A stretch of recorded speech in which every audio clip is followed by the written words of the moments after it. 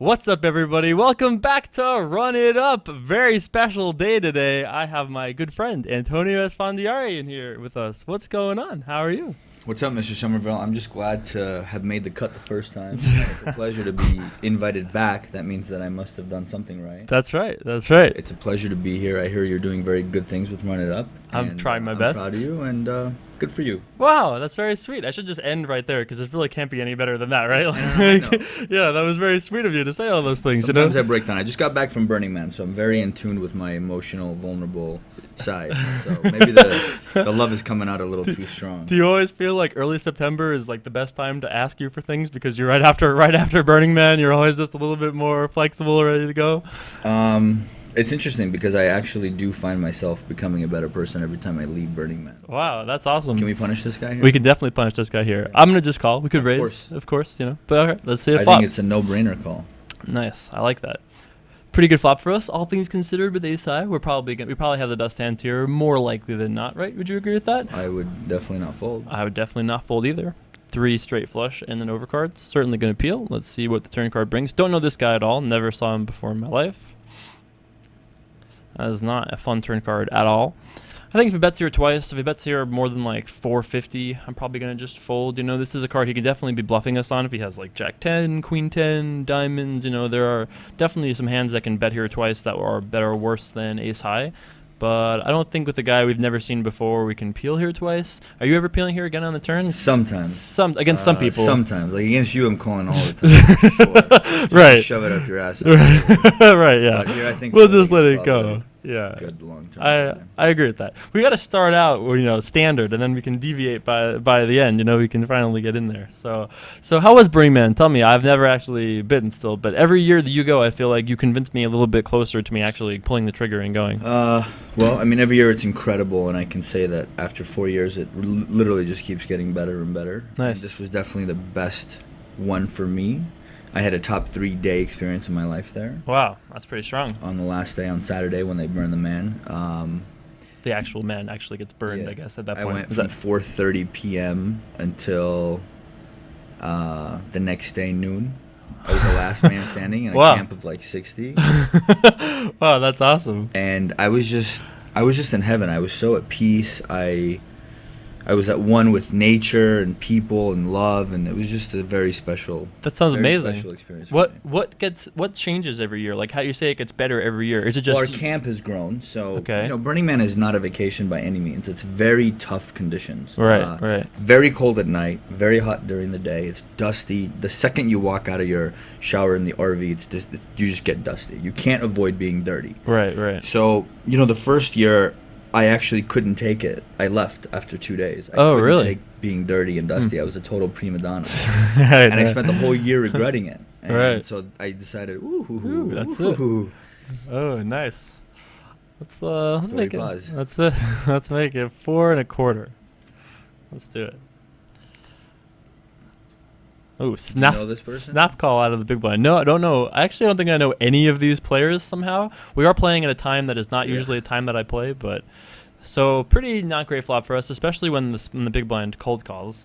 When he bets out $1.50, there's no way we can fold getting 10-1. Obviously, could arguably raise, but I feel like when you're raising the spot, this guy is just gonna call, and we're not gonna. He probably has 7s or 8s or something. Yeah, like I was that, thinking something like Jack somewhere like that, but I guess it's that hand possibly would raise. I think Jacks would be tough to bet $1.50 into that flop. Well, no matter what he is betting, it's the little something that's unconventional to some degree, right? And I guess now we just fold. I don't think there was really much else we could have done there. I hope you see a call. I really want to. Damn it. Yeah, so he didn't have Jacks. Yeah, or didn't have Jacks probably. or probably 7s either. Yeah, considering he just check and snap folded. I think the only problem with calling is it's just so weak. Like it's clear that we just have nothing. Sure. I mean, we're getting the right odds, so sure, can't be too bad. And I feel like I do call there sometimes with like kings and queens, jacks. Sometimes once in a while I'll call there. That's your style. Yeah, sometimes I do call there. I don't think you call there very often. It's not my style. Yeah, not Everybody's exactly. got a style. Yeah, exactly. It's not my style. We didn't become friends until later on in life, but you definitely have a real amazing ability to like put people in a vice pre-flop that I think is like probably we've played together a lot in the last few years, and you are very, very successful at putting people in uncomfortable situations situations, pre-flop and post-flop, which I think is, would you agree that is how you make the majority of your money in tournaments at least? Yeah, I mean, look, I know that when I'm in a tight spot, it's just gross. And so I just, see what all these little wizards do, and I try and do it, but I add my own little twist to it. That's right. right. If you put somebody to the test, like, Doyle Brunson said it best in his book, and he said, the best way to win in No Limit Hold'em is to put somebody to a test for their whole stack. Right. And, in tournaments, once you put your whole stack at risk, that's it. Your whole tournament could be over at any second. So you just got to put people to the test. Right. And sometimes you have it. Sometimes you don't. Sometimes you don't. Most of the time you don't. Most of the time you don't. That's right. It's hard to have it. That's right.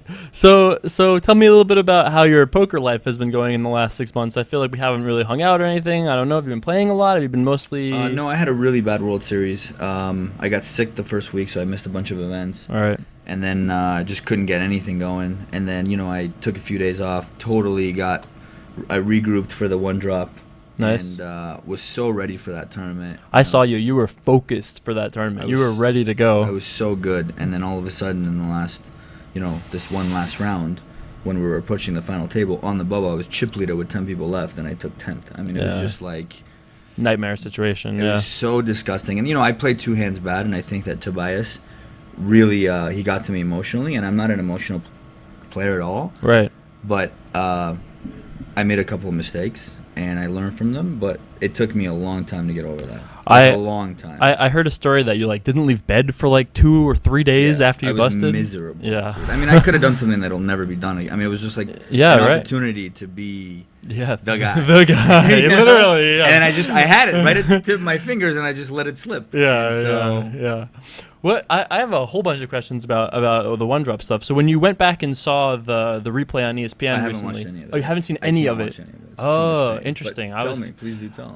Well, there were some interesting hands, but I didn't think there were anything that was that interesting that you were involved in. There were the most interesting hands were involving Scott and Tobias and Is it the final table? I didn't watch any of that. They did the whole thing though. I think they started with on day 2. So you're in there a lot, obviously, but. I think from what I remember, I don't remember you playing any hands that were mind-blowing either direction. No. My biggest mistake was the ace-9 versus Tobias, and Is that your bust-out hand? No, I mean, it was a hand that crippled me. But I decided I was going to play the hand. It was 5-handed, and I knew that Tobias was going to raise the button. So I looked down at ace-9 at diamonds and said, well, if he raises here, I'm going with it. I'm going to go with it, right. And, you can't decide to play a hand before the action unfolds. So Sure. he raised, I re-raised, and then he moved in. Right. Well, maybe I should rethink the hand, and I had decided beforehand, and that's kind of like a Mike Madison move. Right. When you decide what you're going to do before the action unfolds, and I never do that. And I got caught up in the moment, and I let my emotions get to me. So you think you could have folded that or played it, or just, I could have just flatted in the small Just blind. flatted, to begin with, right. Given the stack sizes, the fact that we're on the bubble, why would I put myself in that spot? If he moves in, now I'm in a really bad spot. Right, with 10 left. Yeah, and I didn't do that. 8 paying, right? So, that's so brutal. That's so brutal. I mean, that's a hard thing to get over, I'm sure. But it was tough. I actually didn't get over it until Burning Man. I let it go there. Yeah, that makes sense. Goodbye. Say goodbye. I said my That's goodbye. a great time to say goodbye to things, though. I feel I think so. But you live and learn. What can you do? What were your thoughts, obviously, because the only person to compare to from this year's champion is you, obviously, who took an entirely different approach to media and things as Dan Coleman did. Did you have any thoughts as far as what his approach was, how you would have approached things a little differently? I mean, anything like that? Obviously, I would approach things differently. You saw what I did. Of course. I look, to each his own. Are you gonna get there or no? I always get there, bud. You always get there, right? 90% chance I'm gonna get there. Yeah. So, I'm different. I think you're gonna backdoor it. I might get there through the old queen ball. Yeah. Backdoor. Yeah, very possible. Very possible. Backdoor Willie. Let's do it. Little queen ball. God, I I could just fold too. Oh, okay. I still might have got there. It's still possible. I think there's a chance, but I think a value bet is a little light here. Yeah, I agree with that. He's gonna have ace-4 too often and just not fold, something like that. Ooh. Could have gone to value. $1.21 profit right there. See, we did get there. We just didn't know. We got there in the most narrow way possible. By the way, queen would have been nice. Yeah, the queen would have been So anyway, listen, everybody gave Dan Coleman a lot of heat. Yeah. I don't think he owes anybody anything. Of course. But I think that for the nature of the game that he's able to live this life and make this, living the way he does and travel and do all these amazing things. Absorb all those experiences. Yeah, I think that there's a level of like, trying to do good for poker with winning that tournament. And I don't think he did any of that. Does he owe it to anybody? No. But is it the right thing to do? Yes. Interesting. That's what I think. Interesting. Do you know Dan personally at all? Yeah. Oh, you have hung out a couple times? I like Dan Coleman. He's a super nice kid, and I think he's super talented. Yeah. Clearly. Clearly, he's on an amazing heater. Amazing heater this year. Just can't stop winning. I lived here. I would actually like to hear your thoughts about my general strategies out of the small blind. In the last year, I've been mostly just limping out of the small blind, like open completing. Like if it folds to me in the small blind, just completing.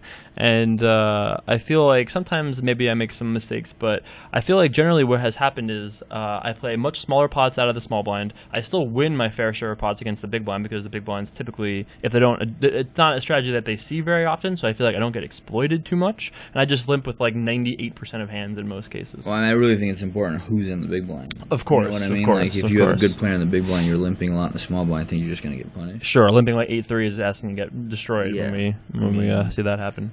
I don't know. Like if you have 8-3 offsuit, right? I mean, I would just fold. Yeah, sure. Like, we why can even fold. Get involved? Sure, it's just not going to be a profitable situation. Yeah, I mean, I just hate playing out of position. So I would just fold 8-3, but.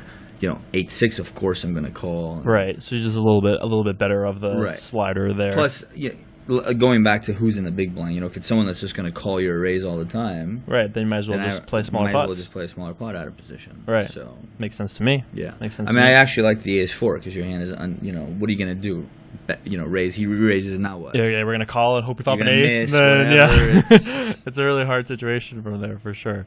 Going to raise it up here with King 3 suited. I love opening my suited kings from pretty much anywhere these days, so you don't really appreciate a good suited king until you're older. You're any position with the king suited? A six-handed table, 5-handed, you can pretty much do whatever you want. I think not every position, but I feel a triple barrel coming your way. Yeah, all we got to turn is a king, a 3, a 10, a jack, a spade. I was hoping he called you just to see what happens. Just to keep firing. Yeah, that's right. Who are you learning from these days for your poker training? Because I don't know if you're spending a lot of time trying to improve your own poker game, but I think you've in the past mostly absorbed from those around you. Is that still mostly what's happening? No, I am. I haven't really. I'm not one to really study so much. Sure, but who are you learning from? Or is there anybody you're even really talking hands with? I took. There's a couple guys I talked to, like Brian Rast. Who's one of the best. He's a beast. But after the World Series, I usually take a couple months off, and especially after this World Series, I needed a complete regroup. Right. So I'll get back in the mix of things October and for APAC. Nice. That's going to be exciting. Make a bracelet. That's exciting. What last year you played a lot of the 100Ks. You were playing the high roller circuit. Is that still going to happen this year too? You think, or are you mostly away that? Probably not as much, just because I don't generally like to drift around and just chase this tournament high. Sure. And given that Daniel passed me on the all-time money winning list, it's not really that important to me anymore. When I was number one, Negreanu passed you, not Coleman. Yeah, right. When I was number one, I wanted to keep number one spot, but now that I'm number two, I don't have this super desire to get it back. How big is the gap? Do you know? I think it's 3 or 4 million. I'm not sure. Oh, it's that much. I think so. Yeah. I mean, he his second place win was pretty big. Yeah. I mean, and by the way, that's another thing that's so sick is because I was chip leader with like 20 million. He had 3 million. My God! And then I don't cash, and he goes to take second. He goes to take second. It's just like tournament poker. Possible. Right. Tournament poker. So tilting. I'm getting it back on tilt now. I'm sorry. At least you're not clicking the mouse. Although I think I would like you to, if you're about to teach some lessons to the kids at home yourself. I would love to let Magic Antonio take the wheel for the run of the bankroll. With your money anytime. Well, yeah. Anytime. Yeah, exactly. So today, or I guess last Wednesday, is actually a very exciting day for you. The debut of your new show. Well, it's Phil's new show. Oh, you're not actually. It's not you and Phil. Well, it's Phil's show, but he lets me be in it with him. Oh, I see. Okay. How kind of him to let you do that. Yeah, he just invites you along for the ride. He told the people at Discovery, look, I'll do the show, but you got to bring my buddy Antonio. So that's nice. He lets me have a pretty good cameo in all the episodes. That's very sweet of him. Hopefully there's more episodes. That was just a one-time pilot to see, how it was viewed. Right. And how many people watch it and how many people want more. Right. You got to understand that every every series, the first episode is never really the one that captivates. Sure, captures, you know? yeah. It's just the teaser. It's the appetizer, right? Right. So there's character development. You know, the poker. There wasn't that much poker in it. Right. There's maybe only 2 or 3 hands. Right. They were all real hands, by the way. Real poker games, real people. Oh, nice. That's awesome. So hopefully, if the show gets picked up, what's the name of the show? Underground Poker. Underground Poker on Discovery, right? On Discovery, yeah. Nice. Then, you know, hopefully, if the show gets ordered, then we can get to work and really do some good stuff. Like nice. I would love to create more shows. Sure, of course. I mean, I Bet You was one of the best pieces of like poker content, and I think it actually really kind of inspired me to do something that was poker related, but outside of poker. You know, because I think what you guys did with that was expand, you know, the general like gambling lifestyle that we all know and love, and kind of do it in a different way. Kind of show like a different lens into the poker life and stuff. And I think that is what people really want to see. So I hope this all works out for you. I hope so too. I had a lot of fun doing it, and the production company. I mean, they spent a pretty penny on this show. I mean, it's done professionally. Nice. It's done very well. Discovery tends to do things right. It seems like for the most part. Yeah, I mean, this wasn't some chop shop, you know. Right. Little thing they put together. They put a lot of this work is a serious muscle there, right? Serious muscle. Yeah, that's awesome. I mean, it's Phil Locke. Right. It's gotta be. That's right. You don't mess around when it's Phil Locke. I don't know if Phil and I are friends, because I'm very hesitant to put that label on anything, but I got to hang out with Phil this summer for like a total scope of maybe like 2.5 minutes, in which I think I said like 3 words, and Phil just like was like a stream of consciousness just going off about how he just had this like amazing like wakeboard experience, and he was floating, and like it was like this crazy thing, and because he had done that, he was sure he was going to win money this summer. And literally I just stood there and got this bombardment of energy. He's the greatest. He's the best. He's so unique. I mean, he deserves. He really is the greatest of all time. I'm not just saying that. He's so funny, and he's so in tune with, you know, as crazy and off balance as he may seem, he actually really knows what's going on. It's very centered, really, right? It seems like he's if there's all the people in the poker world that I could hang out with more often, I think Phil is like on the top of my list, because he's just like so interesting, and his energy is just so dynamic. It's just, I don't know, something really really cool about that. How did you guys meet? He's very special. Back when the World Series of Poker was at the Horseshoe. Okay, long time ago. Before Gus Hansen was Gus Hansen. Okay, way long time ago. Just a normal mortal being. Danish beast, yeah. I used to do. I was doing a lot of magic. Let's see what he does here. Oh, I knew he was gonna go for the 3-bet. That's right. For you especially. I like it. I think it's either 3-bet or fold for sure. Yeah, I agree with that.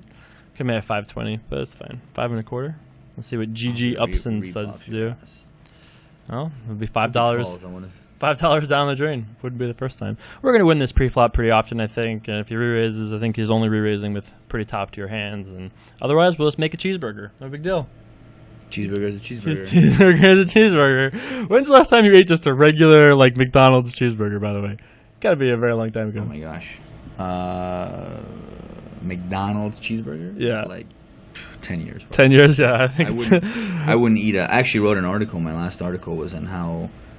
in Bluff or where? In Bluff, yeah. I wrote about how fast food chains are just crushing the world as far as life expectancy. Oh, crushing you negatively. Yeah, correct. Right. I mean, the hydrogenated oils and, all the high fructose corn syrup they're putting into foods. Like your hamburger has sugar in it.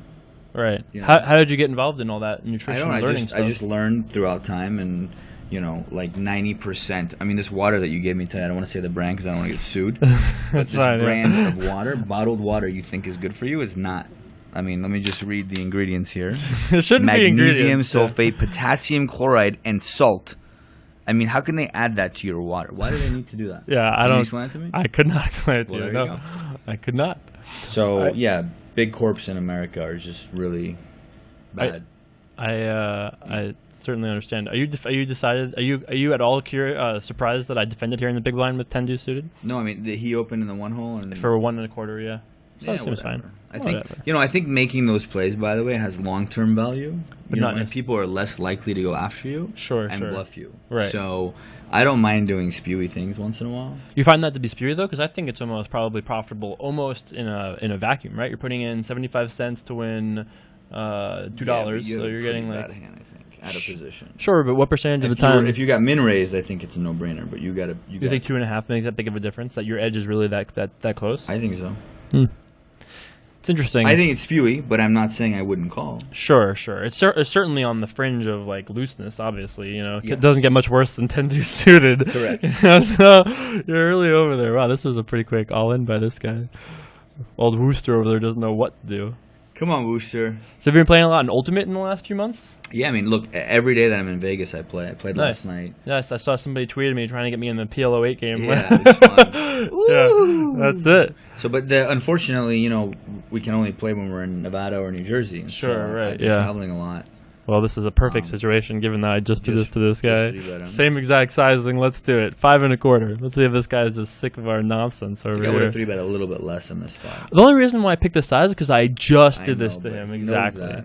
Yeah. So okay, maybe you would have made more money than me. I would have just min raised or just flatted. You would have made like 4 1/4 or less. Like 375. You really would have flatted though, given that we just re-raised? No. Yeah. Given what just happened, I would have 3-bet for sure. Sure. Of course. Did you play that? Did you play during the summer of the World Series events? Do you play anything outside of the World Series, or are you only playing at the Rio? No, I was playing at the Rio every day. You don't play cash or anything during the summer either, too, right? You mostly just stay. Not too much. Yeah. I can't play that much poker. It drives me crazy. Yeah. Go tournament, and then get stuck in a cash game, play all night, then go back to the tournament the next day. Yeah, playing at 1500 or something, no less, where you have to like win to get even. Too much.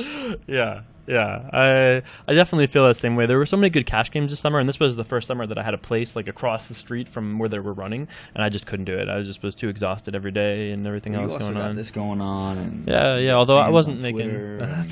You've got fans on Twitter. You don't look at me. Really I'm trying. I got a fireplace on the wall. You got a fireplace on the wall, guys. Yeah. I saw that and I wanted it. Yeah, Antonio literally said, "I want this," and I was like, "I'll give you mine off the wall right now." He didn't want that. He didn't say that because if he said that, I would take it. Is it on the table? Is your offer on the table? Can you take it? I need this one. Okay, so don't say you said it because you didn't. How about this? I'll give you this one if I buy a new one and you sign me a new one. Literally, like gold Sharpie on the wall. I'm gonna get a new one. Then why would I get yours? Because you're getting one that I used. It's a run it up studio set piece.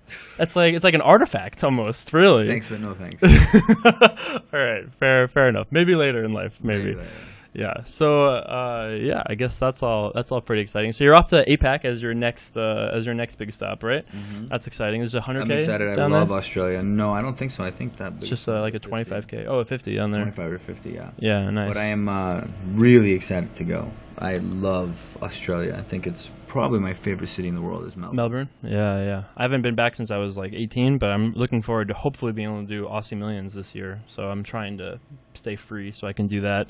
Yeah, it's tough to do both Aussie Millions and APAC because they're literally just a couple months away from each other. Yeah, making that trip twice is hard. It's a journey, man. Yeah. You travel in comfort. In comfort, yeah. I don't want to sound like one of those guys. Yeah. If you want to travel in comfort, it's like 15,000 a piece. It's insane. I remember when I was getting on the flight, I just out of curiosity went to them and I was like, "What would it cost to upgrade to like first class or whatever?" And they were like, "It'll be 10,000." Yeah, which is absurd. Yeah, by the way, like if I ran an airline company, well, it's a 13-hour flight. Sure. But if I ran an airline company and someone's already paid for a coach or a business ticket, right? And they're at the airport and the airplane's going anyway. And it's empty. Why would I mean, who's ever going to pay $10,000? Sure. No one, because they would have already booked first class. Right. So why wouldn't you sell upgrades at the airport for like $2,500? Sure, even like $3,000. That's free money for the airline. Right. I mean, it seems like Qantas is the worst airline in the world. You really think so? Wow. I've heard actually the opposite very often from people too. I enjoyed the flight, the Qantas flight. I've only been on the one, obviously, but I enjoyed the flight. But yeah, the flight was okay. But as far as their prices and the way they, want to charge you $10,000 to upgrade to first class, sure. They do it. Yeah, they just own. Virgin Atlantic is amazing.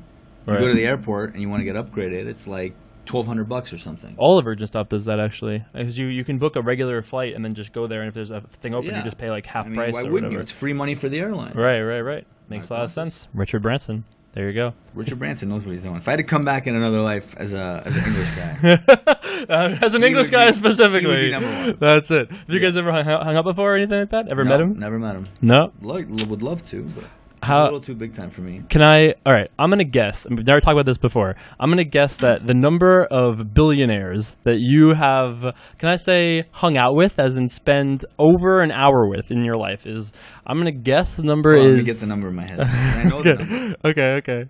I like that you know, because I know my number too. So I like that we both keep track of those things. I mean, I have an approximate number. Yeah, sure. My number for you is 12. You're close. Very close. I think nice. It's 9. I think it's 9. I think nice. it's 9, possibly 10. I mean, you're talking about spent quality time with. Yeah, like an hour I've plus met of a like. bunch of them. Sure. Like meeting Bill Clinton doesn't count as like, actually like having a. I know, but as far as like as far as being friends, yeah, yeah. You've done some good stuff with them though, as far as charity stuff though. Yeah, I'm actually hosting the Clinton Foundation does a charity poker event. Oh, that's awesome. Year. And the next one is November 8th. In New York, right? In California. Oh, in California. Yeah, I've done one for them in New York with Lon Karen. Nice. And doing another one in November. And I did another one like a few months ago in LA. That's so awesome. They raised a bunch of money, the Clinton Foundation, and it's great. Bill Clinton is. I learned so much from him in the least amount of time spent with one person ever in my life. Wow. I've never seen anybody walk into a room and make every single person feel important. You know how I know that impacted you? Heard. Yeah. People's voices were heard. There was 250 people in the room, and everybody felt like they got a moment with him. That's amazing. And you know what's so funny is that you told me that right after that happened, and so you're still here however long ago after that was, and you still think that's true? That is really powerful. He was really, really in tuned. I mean, I've never seen anybody like it before. I think you said that he's super good. Charismatic. I think you said that he has some sort of like charm, charisma. He's got this thing that you just can't explain, man. It was really impressive. So I'm doing that on November 8th. Ooh. You got to play a hand here, maybe. Easy. I mean, he did flat you in the small blind. He did. That's true. So I'm very worried, but I can't fold just yet, I think. So if he bombs it on the turn, I feel like we'll at least consider holding, but I can't fold just yet. We can turn a 10, an 8, a jack, a 6, Ooh, there we go. go. You got to ask for the cards first. You have to go through them, otherwise. Yeah, I mean. Wow, that's a weird decision. He could definitely. He could definitely have a hand like that. He could have ace-10 himself. He could have a hand like, like 8-10. 8-10. I don't think he has ace-10. Yeah. I think he could have a set and just be shoving on turn just to protect his hand. I think that's possible. Right, a lot of players get scared in the spot and don't want to see a river because there's so many dangerous ones. Exactly. So he could definitely have a set. For sure. I think it's unlikely he has a big, like, king, queen suited or something. Right, king, queen of spades probably doesn't do this. No. So I actually think I'm going to just fold, as crazy as that is. I mean, he's only $18 in the pot, and he's betting 40. So he's betting over 2x pot. And I feel like, even though our equity is decent, I feel like too often he's going to have us just in, like, crush shape, and we too rarely have him in bad shape. Buy the action? I mean, I wouldn't. I'd probably fold too, but can we just? You want to just buy it for $40? Yeah, I'll pay you $40 for the hand. Sure. Okay. I can do that. Cool. All right, let's do it. Okay. Ship it! Yes. Nice. All right, there you go. So you owe me. I owe you 40 plus the pot, right? Well. No, I paid you 40 for the hand. You owe me just for his 40. Do you owe me for that, or do you owe me for the? I know I make something. So you just pay me whatever I make. Whatever. Okay. So, but what was the rest of the hand on for me or for you? I don't know. No, I bought the hand. Yeah. Okay. I get that. Yeah. I get that. So, what does that mean for us, though? I think you owe me 60. At what point? It feels like 55. Well, whatever we had to start the hand out, right? It's that doubled. Let's ask the people what they think. All right, we can ask people what they think. Yeah. That seems fine. So we started that hand with 48, 40, 84.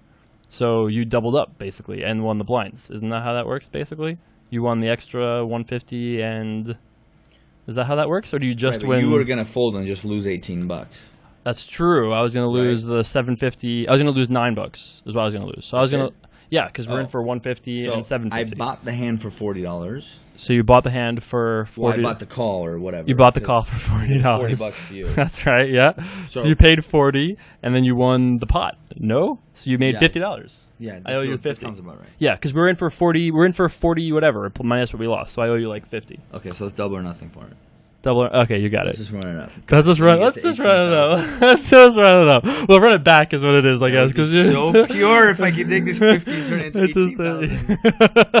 That was a big flip, by the way. That was one of the most fun things I think I've ever done in all of the casting stuff that I've done over the last year and a half. I think was a lot of fun. Most people would say that whole thing unraveled with literally we didn't plan that in advance. We literally were just sitting there playing the free roll, and that just happened. Was it 36 or 18? Yeah, we flipped for 36 at the end. I won the one for 18, and we were flipping the one. Yeah, 436 when 36,000. Yeah, off of a free roll in the middle of Taj Mahal in November. The most action that Atlantic City has seen in years. I would have been so tilted. All right, so we have to figure out what I'm actually in for at this point. But I think we have 50 less than what this number is. So he bet out on flop, turn, and river. Don't think we can do anything besides pay it off if he has his beat. He has his beat. He does not. All right, so I'm actually going to wrap this episode up for the time being, but you're going to stick around, though. We'll play another episode, sure. At least. I'd love to have you running the Run It Up machine here for a little bit. So we'll play one more hand, and then we'll call it a session. And I think that we actually made $2.14, regardless of having to pay you $50. Everybody wins. Everybody wins. We made a literal cheeseburger for the board over there. All right, very last hand. Let's see. All right, unexciting. All right, let's do you want to do a full screen wrap up with me? Here, look at this. Look how cool this is. Look at this. Look, see? Full screen wrap up. That's it. Now we're full screen for the fans. Now we can wrap it up. How nice is that? I think it's one of the greatest things I've ever seen in my life. Well, if it's one of the greatest things you've ever seen in your life, don't forget to follow us here on Ultimate Poker's YouTube channel. You can subscribe here below. You can follow Antonio on Twitter, just Magic Antonio, right? That's it. Right. Magic Antonio. Fire him up a tweet. Say thanks for coming on Run It Up. And we will see you guys back for more tomorrow with Antonio taking control of the Run It Up bankroll. Let's see. Bring your seatbelts, boys. It's gonna be a ride, I have a feeling. See you guys back for more tomorrow. Peace. You gonna say peace? Peace. You could enter the pantheon of Dan or Dimut. You learned the lesson then not to bluff me anymore, though, so now it's all over. That's true, I stopped bluffing you. Do you know who busted me in my very first 100K? Trivia question for the fans at home. The answer is Antonio. I did? Yeah, one of the guys at the table said, is your show going to be as boring as your play here? Which is not very nice. And Antonio's response was, about the same.